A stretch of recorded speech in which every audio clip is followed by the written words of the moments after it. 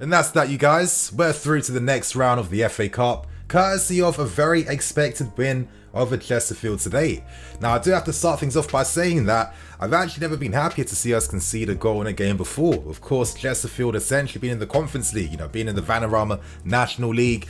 This is like a really big occasion for their fans. This is one of those games where this will forever be a story for their fans. The lucky fans in attendance today will be able to tell their kids about this game. And of course, the fact that they were able to come here and watch their team score a goal against the European champions.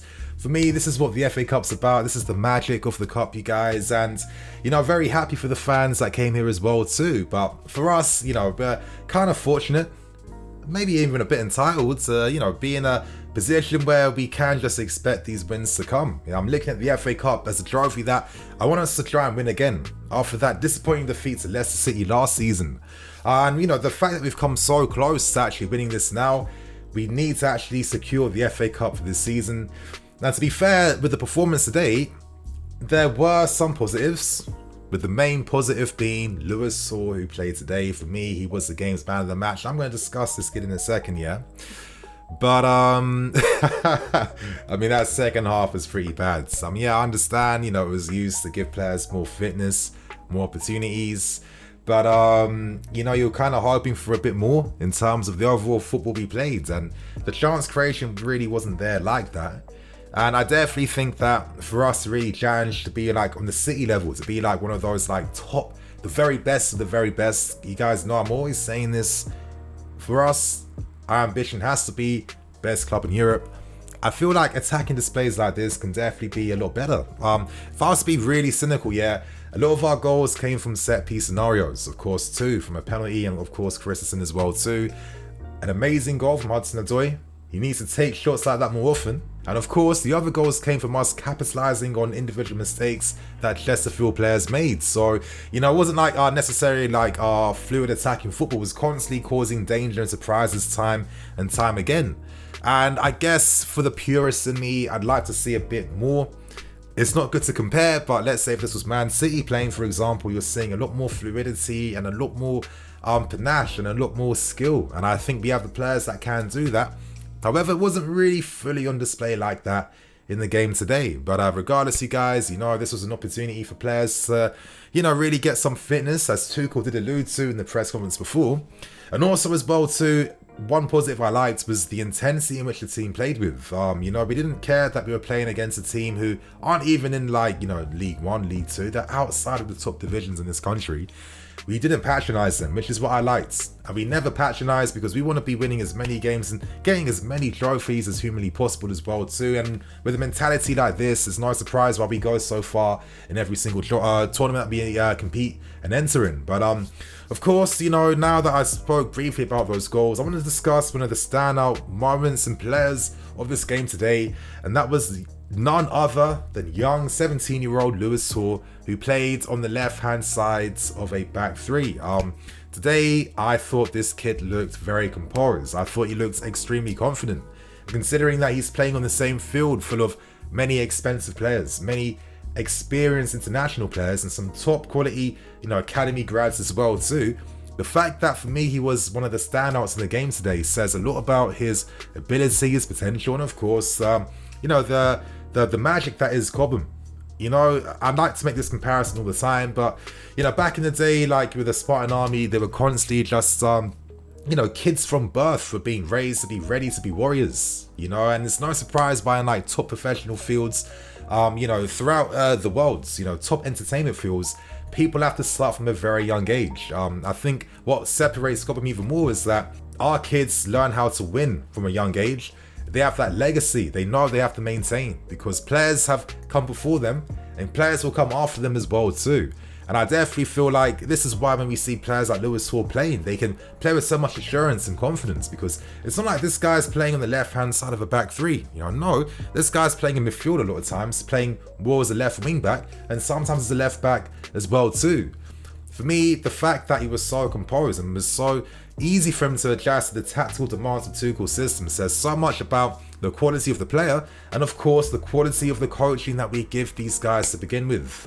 Today Lewis Hall made so many great inverted runs from deep time and time again, many great underlapping runs, which was giving us a lot of opportunities to create those overloads, with Hudson-Odoi being like the main wing back we were hoping to just like keep open and free down the left hand side. And I just think that he looked so composed in what he was doing. Essentially he got 2 assists in this game today. Lukaku for the first goal, he made like a little error, but his application to quickly win the ball back, gets it, scans the field very quickly, spots Lukaku, puts in a very good cross to him, which was easy, but in those moments, in your debut as well too, you have the pressure, you're playing in front of a big fan and a big, crowd as well too. Those things become a lot more difficult, but this was very easy for him.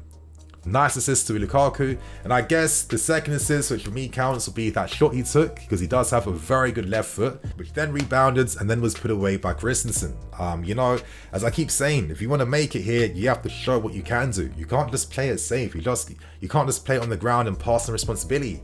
You have to take the responsibility if it comes.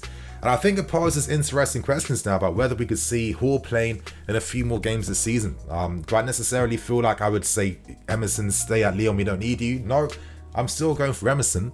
But with how the season's going, would it be any surprise if, let's say, Alonso or Emerson at any time could have like slight injuries or knocks, and Tuchel might have to be like, yo, Hall, I need you for the last 10 minutes. I think he displayed today that he can play alongside the team, he can play alongside big players, he can handle the occasion of the moments as well too.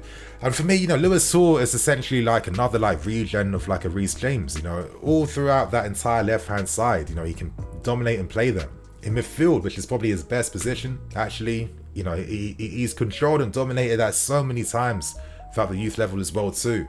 And I just think now, it'd be interesting to see if Tuchel starts giving more trust and use more of these guys. But again, I have to say, very, very great performance. Well done to Lewis Hall today. Let's hope he can get some more minutes under his belt before this season does end. But to be honest, you guys, I'm not looking to make this review too long. I just want to talk about a few more interesting details. First half essentially is when we won the game. Of course, making it 4-0 at the time. Like I said, the goals that we scored, we kind of capitalized on moments. Of course, Hudson-Odoi's goal was great. And ideally, I want to see Callum taking more shots like that. Now, when he even scored that goal, he had time and space to really place his shot, but he does have a really nice dip with his shooting technique. He does have a nice curl behind his finishes. He likes to really finesse those balls into the corners. And, this is what I'm saying. If he kind of get more consistent minutes down on the left-hand side, I think the finishing will come more natural to him, and that will be something that becomes a bigger part of his game, because that's something he can show. But I have to say at the same time too, I do, and it's hard because ideally, you need to have a fullback making overlapping runs to free up space for you in the half spaces to beat your man. I still have to see Callum taking on this man more and being more adventurous. I have to see that more often. He was showing that beforehand since the injuries come. It's not been a consistent part of his game like that. And I think he's young enough where that should be something he looks to use more to really master that skill. And, that creates so many things for us going forwards in the future, you guys. But I guess end my first half commentary. It's nice to know that all the attacking guys today got goals. Hudson-Odoi, Lukaku, Timo Werner, and of course Hakim Ziyech as well. Lukaku, him and Ziyech were doing a nice few set piece routines. His finishing boots weren't necessarily on point today. He wasn't finding the target enough, but again, he got the goal in the end, which is all that matters. And I guess he kickstarts his apologies to the Chelsea fans. Werner getting on the score sheet as well too. I guess standard thing.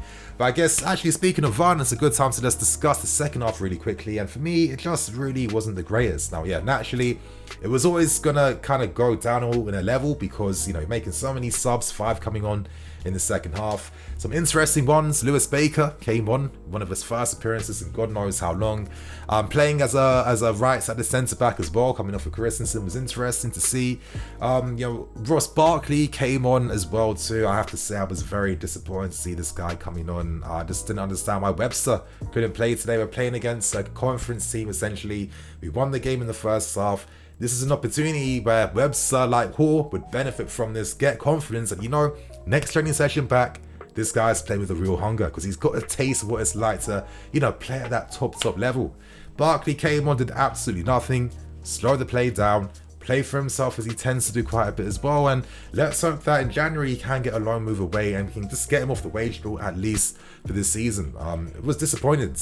Kai came on as well, bit disappointed that Harveyfield didn't even start the game, that he came on so late as well to play as a wing back essentially for Pulisic. Imagine if Barkley wasn't playing and Vale played in that same position, you're just getting just better output. I just think it would have been much more beneficial for a player like him in terms of his development and that hunger to, you know, succeed and grow and grow and grow. But yeah, second half, man, was full of a lot of offsides, so many offsides. Timo Werner, I'm looking at you. I can't fully blame him though, because with Werner, you have to play these balls in front of him and you have to play them early. That's what he's about. That's what he's always been about, and I still feel like the team doesn't necessarily get the best out of that skill set. Ruben came on, and yeah, I thought Ruben just looked tidy as he normally tends to look. Ideally, I'm hoping this guy plays on the left-hand side where those shooting angles open up and where you can dribble on the stronger foot, where you can actually, you know, cut inside and skip past players. I think on the right-hand side, it's not quite the same. He has to use more different skill sets like step overs to create those angles to get past people. But I don't know, I find it interesting that Tuchel used a lot of these guys out of position. I think one guy who suffered today for that was Christian Pulisic. He seemed to play like a very like a false nine, like a false wingback type of role where his starting position was wide, but then he had the license to drift inside. And you know, Pulisic's about getting past this man. He's a very simple type of player. I felt he was quite wasted today. Didn't really do much in the game at all, and I felt like there wasn't much he could do necessarily. And I don't know, like how often can we just like watch players playing out of position and expect something to happen? But regardless, you guys, you know, this was a professional win in the end. I have to say, it wasn't really the most inspiring one. It was just a professional one, which means that we can progress to the next round. We got to save a bit of energy, and now next week games against Spurs and Man City, the season starts to begin. So you guys, on that note, I'm Nini FC, this is Blue Lions TV. I'll catch you guys later with some more videos. Cool.